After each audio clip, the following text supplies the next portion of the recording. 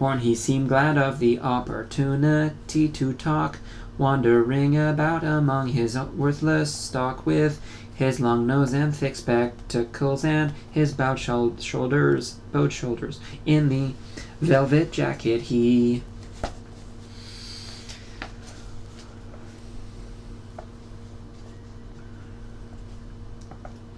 had always vaguely the air of being a collector rather than a tradesman. With a sort of faded enthusiasm he would finger this scrap of rubbish, or that a china bottle stopper, the painted lid of a broken snuff box, a pinchbeck locket containing a strand of some long dead baby's hair, never asking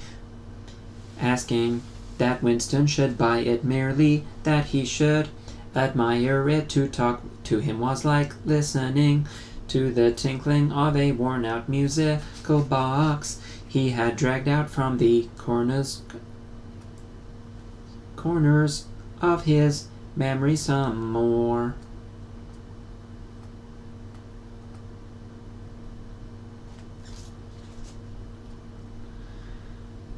There was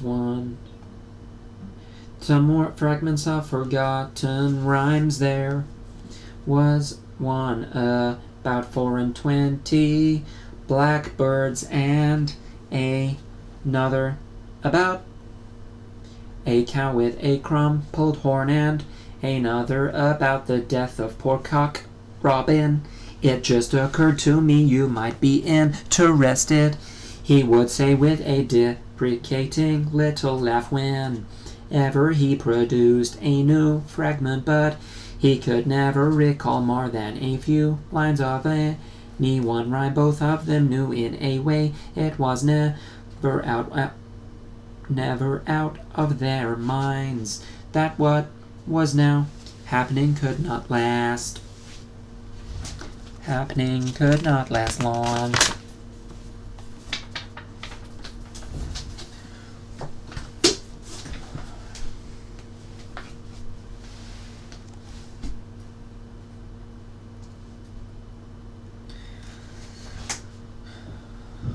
There were times when the fact of impending death seemed as palpable as the bed they lay on, and they would cling together with a sort of despairing sensuality, like a damned soul grasping at his last morsel of pleasure when the clock is within 5 minutes of striking. But there were also times when they had the illusion not only of safety but of permanence. So long as they were actually in this room, they both felt no harm could come to them. Getting there was difficult and dangerous, but the room itself was sanctuary. It was as when Winston had gazed into the heart of the paper.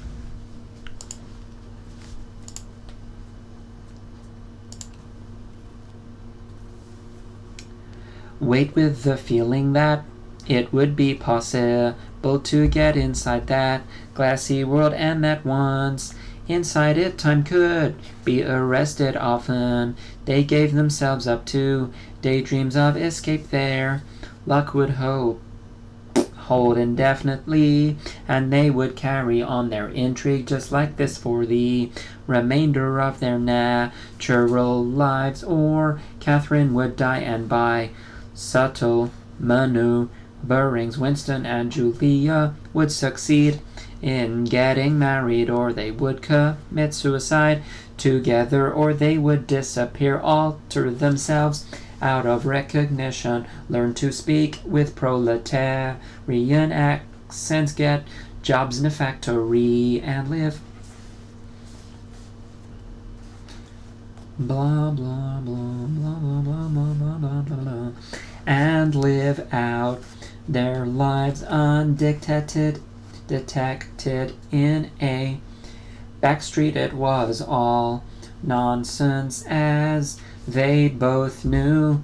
In reality, In reality, there was no escape. Even the one plan that was practicable, suicide, they had no intention of carrying out, to hang on from day to day and from week to week, spinning out a present that had no future, seemed an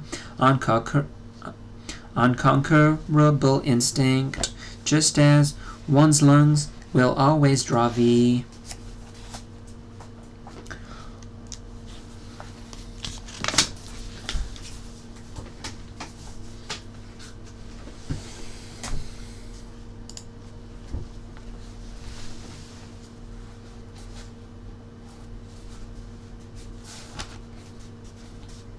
Draw the next breath so long as there is air available. Sometimes too they talked of engaging in active rebellion against the party, but with no notion of how to take the first step, even if the fabulous brotherhood was a reality. There still remained the difficulty of finding one's way into it. He told her of the strange intimacy that existed, or seemed to exist, between himself and O'Brien, and of the impulse he sometimes felt simply to walk into O'Brien's presence, announce that he was the enemy of the party, and demand his help.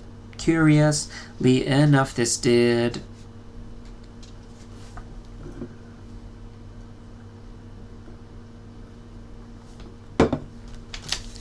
not strike her as an impossibly rash thing to do. She was used to judging people by their faces, and it seemed natural to her that Winston should leave O'Brien to be trustworthy on the strength of a single flash of the eyes. Moreover, she took it for granted that everyone, or nearly everyone, secretly hated the party and would break the rules if he thought it safe to do so, but she refused to believe that widespread organized opposition existed or could exist. Details about Goldstein and his underground army, she said, were simply a lot of rubbish which the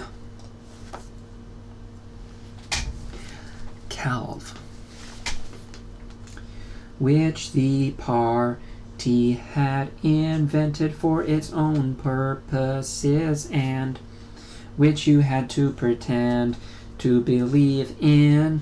Times beyond number, at party rallies and spontaneous demonstrations, she had shouted at the top of her voice for the execution of people whose names she had never heard, and in whose supposed crime she had not the faintest belief. When public trials were happening, she had taken her place in the detachments from the Youth League who surrounded the courts from morning to night, chanting at intervals death to the traitors during the 2 minutes hate.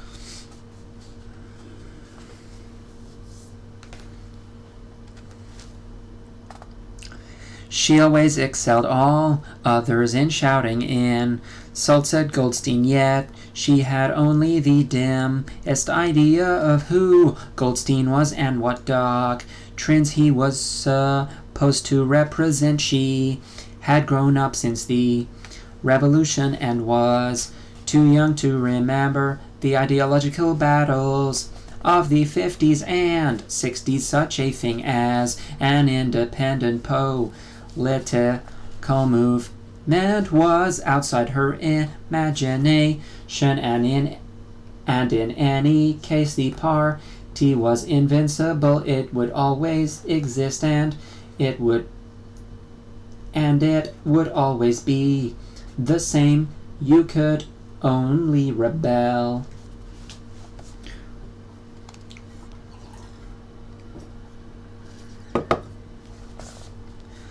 against it by secret disobedience, or at most by isolated acts of violence such as killing somebody or blowing something up in some way. She was far more acute than Winston and far less susceptible to party propaganda. Once when he happened in some connection to mention the war against Eurasia, she startled him by saying casually that in her opinion the war was not happening. The rocket bombs which fell daily on London were probably fired by the government of Oceania itself just to keep people frightened.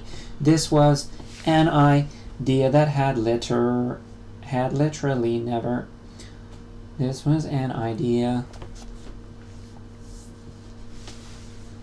that had literally never occurred to him. She also stirred a sort of envy in him by telling him that during the 2 minutes hate her great difficulty was to avoid bursting out laughing, but she only questioned the teachings of the party when they in some way touched upon her own life. Often she was ready to accept the official mythology simply because the difference between truth and falsehood did not seem important to her. She believed, for instance, having learnt it at school, that the party had invented aeroplanes in his own.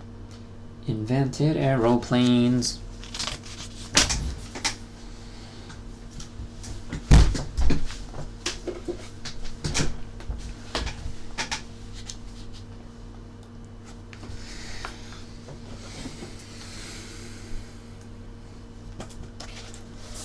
In his old school days, Winston remembered, in the late 50s, it was only the helicopter that the party claimed to have invented. A dozen years later, when Julia was at school, it was already claiming the aeroplane. One generation more, and it would be claimed the steam engine. And when he told her that aeroplanes had been in existence before he was born and long before the revolution, the fact struck her as totally uninteresting. After all, what did it matter who had invented aeroplanes? It was rather more of a shock to him when he discovered from some chance remark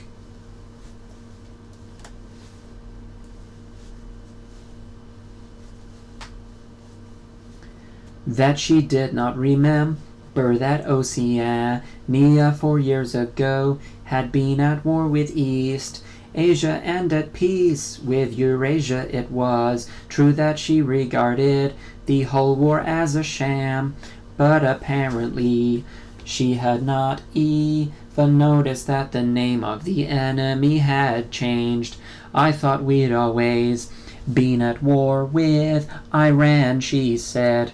Eurasia, I mean, that was a mistake, she said vaguely. It frightened him a little. The invention of aeroplanes date from long before her birth, but the switch over in the war had happened only 4 years ago. Well, after she was grown up, he argued.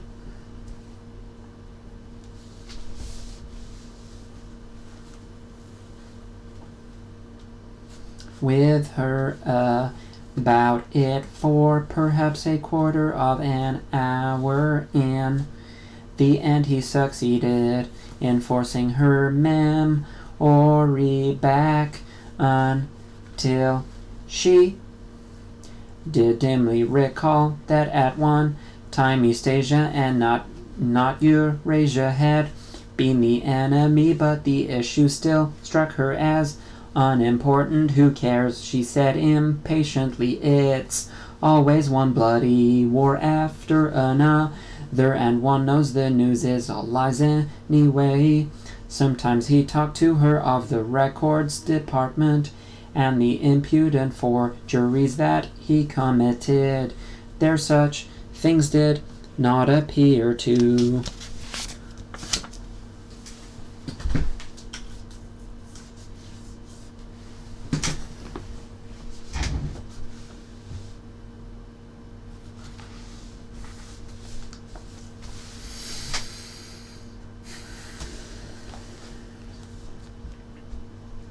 Horrify her, she did not feel the abyss opening beneath her feet at the thought of lies becoming truths. He told her the story of Jones Aronson and Rutherford and the momentous slip of paper which he had once held between his fingers. It did not make much impression on her at first. Indeed, she failed to grasp the point of the story. Were they friends of yours? She said. No, I never knew them. They were inner party members. Besides, they were far older men than I was. They belonged to the old days before the revolution. I barely knew them by sight.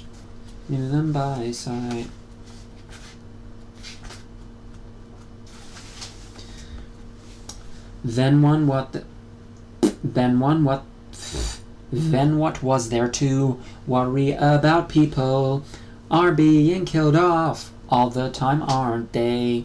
He tried to make her understand this was an exceptional case. It wasn't just a question of somebody being killed. Do you realize that the past starting from yesterday has been actually abolished? If it survives anywhere, it's in a few solid objects with no words attached to them, like that lump of glass there already. We know almost literally nothing about the revolution and the years before the revo.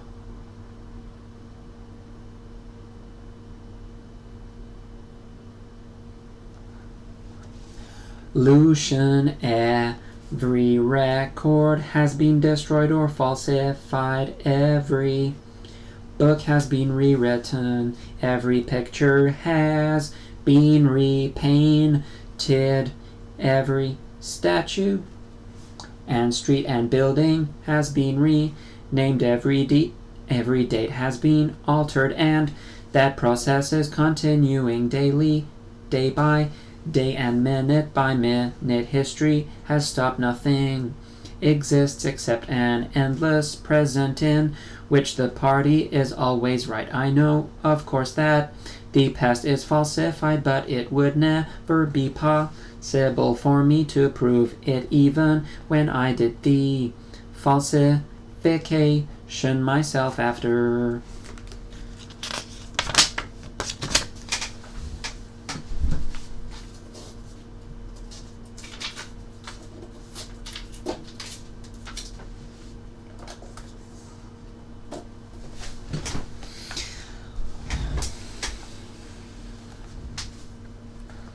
After the thing is done, no evidence ever remains. The only evidence is inside my own mind, and I don't know with any certainty that any other human being shares my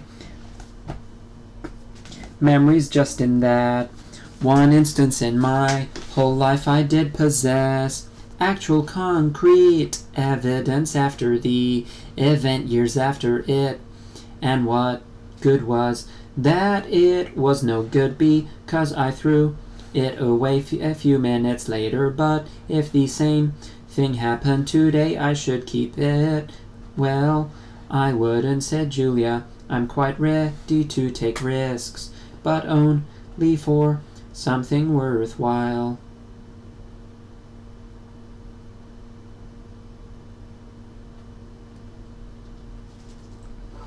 Not for bits of old newspaper. What could you have done with it, even if you had kept it? Not much, perhaps, but it was evidence. It might have planted a few doubts here And they're supposing that I dared to showed it to anybody. I don't imagine that we can alter anything in our own lifetime, but one can imagine little knots of resistance springing up here, and there are small groups of people banding themselves together and gradually growing, even leaving a few records behind so that the next generation can carry on where we leave off. I'm not interested.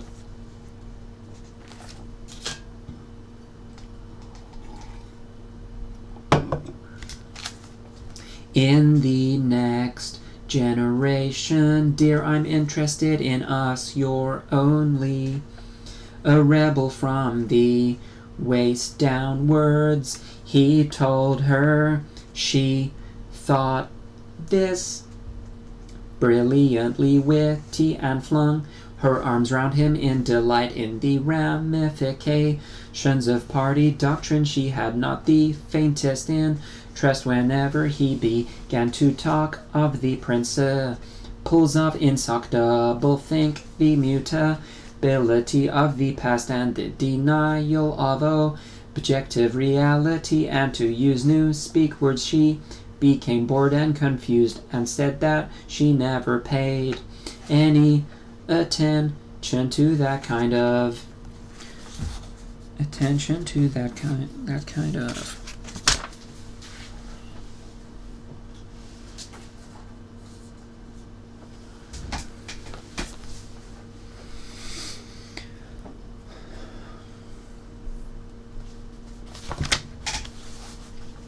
thing. One knew that it was all rubbish, so why let oneself be worried by it? She knew when to cheer and when to boo, and that was all one needed.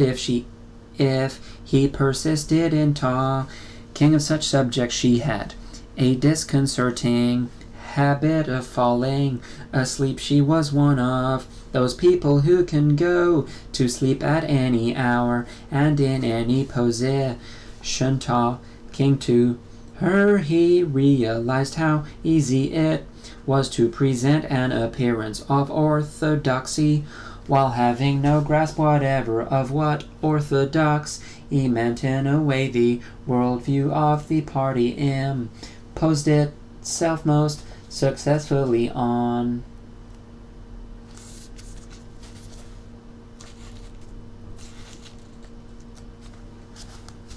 people incapable of understanding it. They could be made to accept the most flagrant violations of reality because they never fully grasped the enormity of what was demanded of them and were not sufficiently interested in public events to notice what was happening. By lack of understanding, they remained sane. They simply swallowed everything, and what they swallowed did them no harm because it left no residue behind. Just a grain of corn will pass undigested through the body of a bird.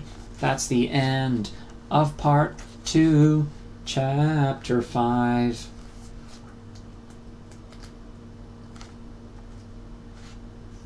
Now let's start part 2, chapter 6. It happened at last. The expected message had come all his life.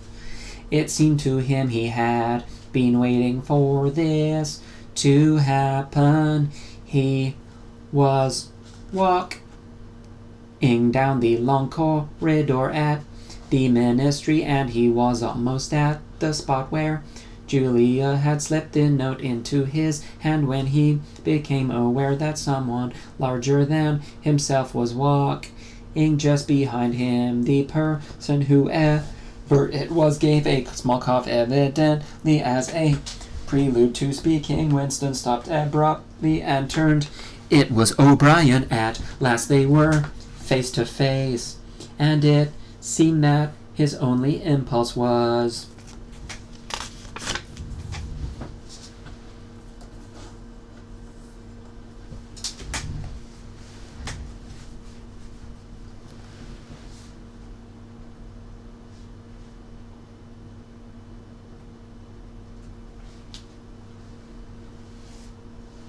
to run away. His heart bounded violently. He would have been incapable of speaking. O'Brien, however, had continued forward in the same movement, laying a friendly hand for a moment on Winston's arm, so that the two of them were walking side by side. He began speaking with the peculiar, grave courtesy that differentiated him from the majority of inner party members. I had been hoping for an opportunity of talking to you, he said. I was reading one of your Newspeak articles in the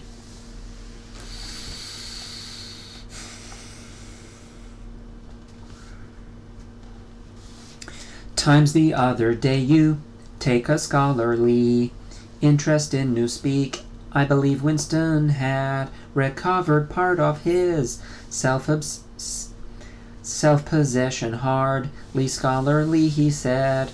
I'm only an amateur. It's not my subject. I have never had anything to do with the actual construction of the language, but you write it very elegantly, said O'Brien. That is not only my own opinion. I was talking recently to a friend of yours who is certainly an expert. His name has slipped my memory for the moment. Again, Winston's heart stirred painfully.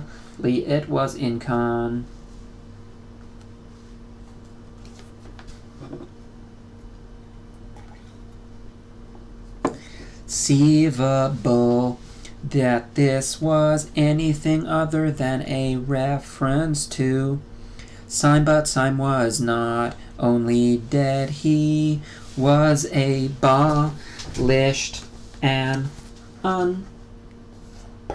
Any identifiable reference to him would have been mortally dangerous. O'Brien's remark must obviously have been intended as a signal, a code word. By sharing a small act of thought crime, he had turned the two of them into accomplices.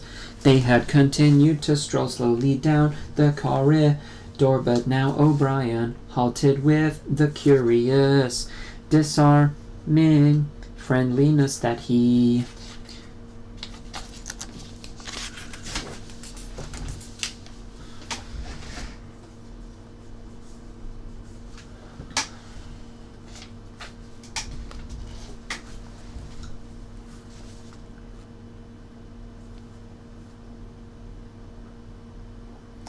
always managed to put into the gesture. He resettled his spectacles on his nose. Then he went on. What I had really intended to say was that in your article I noticed you had used two words which have become obsolete, but they have only become so very recently. Have you seen the 10th edition of the Newspeak Dictionary? No, said Winston. I didn't think it had been issued yet. We are still using the 9th edition in the records department. The 10th edition is not due to appear for some months, I believe, but a few advance.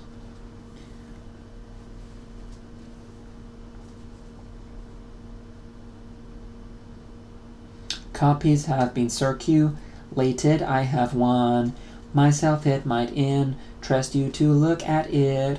Perhaps very much so, said Winston, immediately seeing where this tended. Some of the new developments are most ingenious. The reduction in the number of verbs, that is the point that will appear to you, I think. Let me see, shall I send a messenger to you with the dictionary? But I am afraid I invariably forgot anything of that kind. Perhaps You could pick it up at my flat at some time that suited you. Wait, let me give you my let me give you my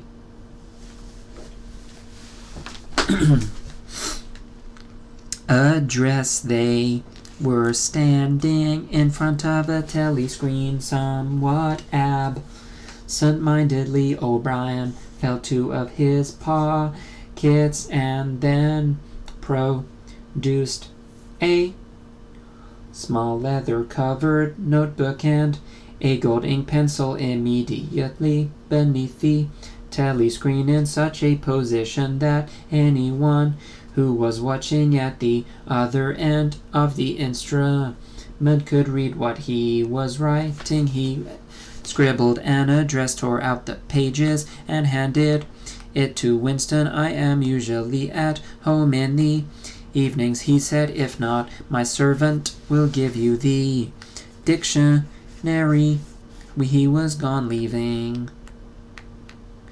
He was gone, leaving.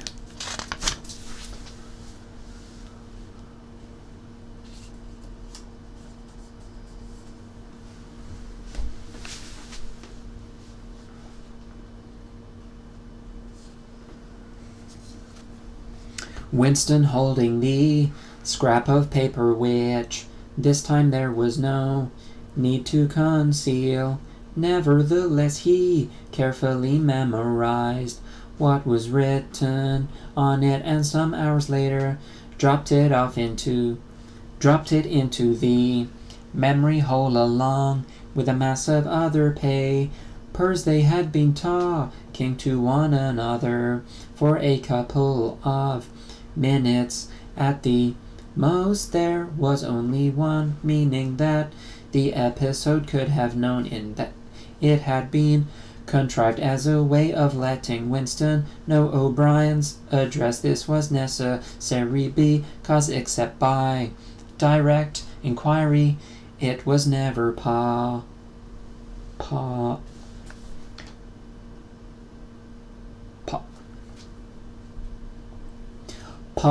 to discover where anyone lived. There were no directories of any kind. If you ever want to see me, this is where I can be found, was what O'Brien had been saying to him. Perhaps there would even be a message concealed somewhere in the dictionary, but at any rate, one thing was certain: the conspiracy that he had dreamed of did exist, and he reached the outer edges of it. He knew that sooner or later he would obey O'Brien's summons, perhaps tomorrow, perhaps after a long delay. He was not certain what was happening was only the working out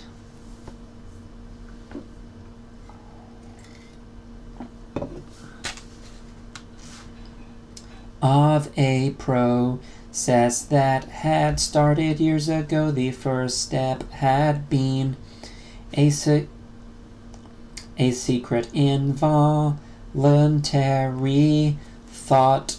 The second had been the opening of the diary. He had moved from thoughts to words, and now from words to actions. The last step was something that would happen in the ministry of love. He had accepted it. The end was contained in the beginning, but it was frightening, or more exactly, it was like a foretaste of death, like being a little less alive even while he was speaking to O'Brien, when the meaning of the words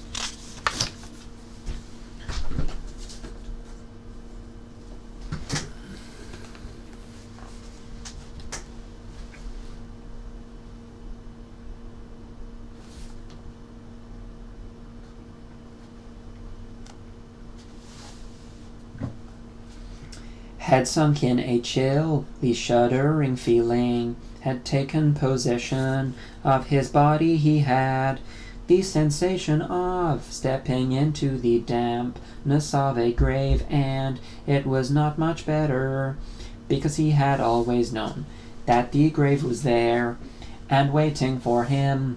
That's the end of chapter 6 in part 2, chapter 6. I'm gonna stop there for today. I'll do some more some other time. I don't know, 'cause I'm back to work tomorrow, so maybe next weekend. Goodbye. Thanks for watching. I've lost my mind. Goodbye. Goodbye. Goodbye. Bye bye.